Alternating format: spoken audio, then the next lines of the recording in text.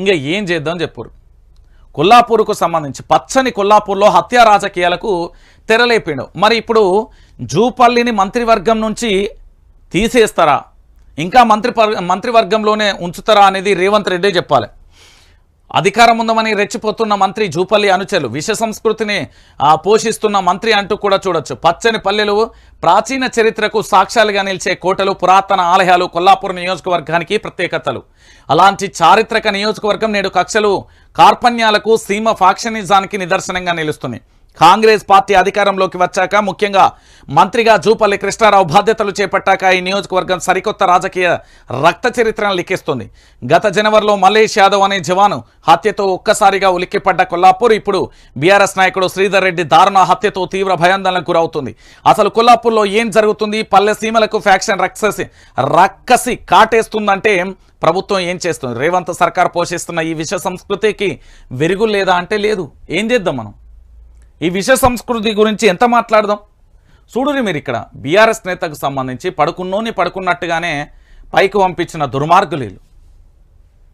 ఇంత దారుణమైన వ్యవస్థ, ఇంత దారుణమైన ఘోరంగా ప్రభుత్వ పరిపాలన ఉంటే ఇక మనం ఏం చేద్దాం? తెలంగాణ బిడ్డలారా, మీరు అందరూ ఆలోచించాలి. నిన్నటి రోజున నేను కొల్లాపూర్ పోయినప్పుడు ఇదే చిన్నంబావి మండలం లక్ష్మీపల్లె గ్రామంలో విషాద ఛాయలు ఏ స్థాయిలో ఉన్నాయో తెలుసా? నేనేమనుకున్నా అంటే, సహజంగా ఏదైనా ఒక గ్రామంలో జరిగితే భూకక్షలో లేకపోతే ఆర్థిక లావాదేవీలో ఇంకేవైనా కారణాలు ఉంటాయేమో అనుకున్నా. కానీ అక్కడ శ్రీధర్ రెడ్డి హత్యకు ప్రధానమైన కారణం ఏంటో తెలుసా? కేవలం రాజకీయ కక్ష సాధింపు. మాది అధికారంలోకి వచ్చింది, నేను ఖతం చేసేసారు. ఇదొక అంశం. ఇక రెండో అంశం ఏంటంటే, తెలంగాణ బిడ్డలందరూ కూడా గుర్తుపెట్టుకోవాల్సిన అంశం ఏంటంటే, దీని మీద ఇక్కడ తెలంగాణలో కాదు యావత్తు భారతదేశంలో కూడా ఒకటి అంటారు, మనకు రాజ్యాంగం ఉంది, న్యాయస్థానాలను నమ్ముదాం, న్యాయస్థానం వరకు వెళ్దామా. ప్రాణమే పోయినాక న్యాయస్థానం దాకా ఎందుకు అంటున్నా నేను. ఒక వ్యక్తి ప్రాణమే పోయిన తర్వాత న్యాయస్థానాల దగ్గర ఏం చేస్తావు అంటున్నా. దోషులకు శిక్ష పడుతుంది. అంతటితోనే అక్కడి కొల్లాపూర్ రాజకీయాలు ఆగుతాయా? ఒకసారి మీరు అందరూ ఆలోచించాలి.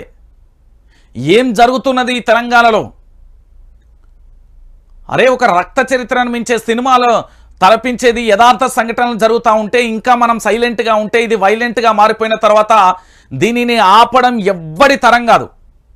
ఆఖరికి ముఖ్యమంత్రి రాజీనామా కూడా చేయాల్సిన పరిస్థితి ఏర్పడుతుంది ఒకానొక దశలో. ఇవి పెంచి పోషించుకుంటూ పోతే అదే పరిస్థితి జరుగుతుంది.